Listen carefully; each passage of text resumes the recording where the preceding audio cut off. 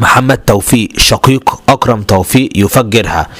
اللاعب خلص كل حاجة مع الشمال القطري ولم يتراجع عن الانتقال له ولن يجدد للأهلي. تحدث الشقيق الأكبر لأكرم توفيق محمد توفيق: وأنا الصراحة مش عارف هم إخواته بيفكروا إزاي، يعني هل مثلا لمصلحة أكرم إنهم يطلعوا دلوقتي ولسه بدري على نهاية الموسم يطلعوا يقولوا الكلام ده؟ طب الكلام ده ضد مصلحة أكرم. طب ما الأهلي كده بقى خلاص هيعاند هو كمان، وهيتم تجميد أكرم توفيق حتى نهاية الموسم الحالي، مما قد يؤثر على انتقاله إلى نادي الشمال، لأنه كده من الوارد ودايما كده أندية الخليج ما عندهاش هزار. ممكن لو لقوا أكرم توفيق تم تجميده كده لمدة 6 شهور ويروح لهم مش جاهز، يتراجعوا عن التعاقد معه ويشوفوا لاعب تاني أجهز منه. الصراحة شقيق أكرم توفيق ده مخه على قده جدا.